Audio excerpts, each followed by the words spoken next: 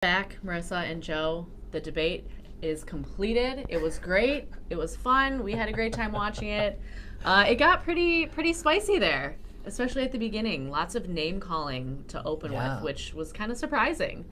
And so it was pretty heated. It was kind of a competition over who could be the more conservative candidate. As you'd expect, but I think Tim Pawlenty, since we haven't seen so much of him coming out of the corner swinging, calling Jeff Johnson a poser. Several people on Twitter noted this, and I just couldn't get enough of a guy who literally faked a Southern accent while he was running for president, calling someone else a poser. It's too good. It's too great.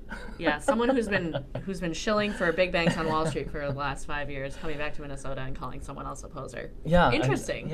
I do think that is the most times I've ever heard jackass on an NPR station before. I think that was an all-time record. Feel very good about them pushing the envelope there in conservative spaces. That was really nice.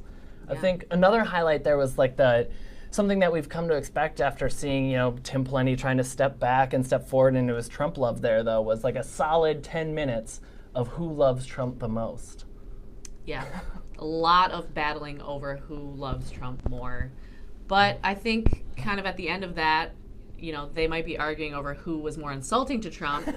But they both pretty much came out and said, we love the tax cuts for the wealthiest few and all of the harmful policies around immigration and everything else that Trump has been doing. At the end of the day, both of them support the policies that he's pushing, and that's what really is the most hurtful part about what is happening with Trump. And I think especially if you were going to put your Republican hat on and start thinking about going forward in the election of having a race to see who loves Trump the most, when both him as a person in recent polling we've seen very unpopular in the state, the tax cuts becoming increasingly unpopular, attempts to take away health insurance from people increasingly unpopular, that having to run so far to an extreme base during this primary is going to hurt them going forward. I think it's something that, while it might appeal to a certain segment of, their base in this electorate, is just really not something that's going to endear them to a lot of working Minnesotans. And I think one of the things that stood out for me, especially in kind of what is going to hurt them, is how they talk about women's health care and women's ability to access reproductive health care, to access safe legal abortion.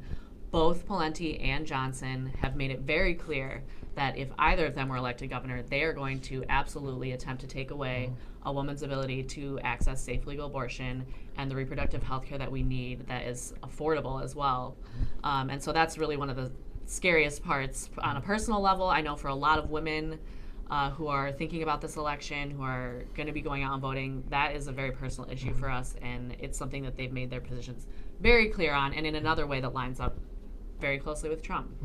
And I think the women's health segment is another kind of indication that has been really strange about Tim Pawlenty's rhetoric during this primary, is that he's acting like he doesn't have a record, that we don't know what he's going to try and do. And I think that when you look backwards and he cut health insurance or he cut $185 million to schools, that we know what he will do. We don't need to have him talk in, a future tense about what he would do as governor, because we've already seen what he would do with it. And I think it just highlights why the stakes of this election are so high. We've seen Tim Pawlenty cut the essential services that Minnesotans need, use, and love in order to, finance tax giveaways to the largest, the wealthiest few in this state. And I think that, no matter which one of these people get through this primary, that the stakes are incredibly, incredibly high. They are.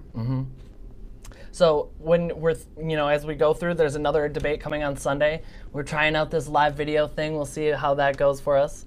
But follow us at A Better Minnesota, at A Better MN on Twitter, /A Better MN on Facebook. Go to abetterminnesota.org. We're going to be all over it. We're in the process right now of fact-checking a lot of the claims that they made during this debate, and we'll have more for you all very soon here.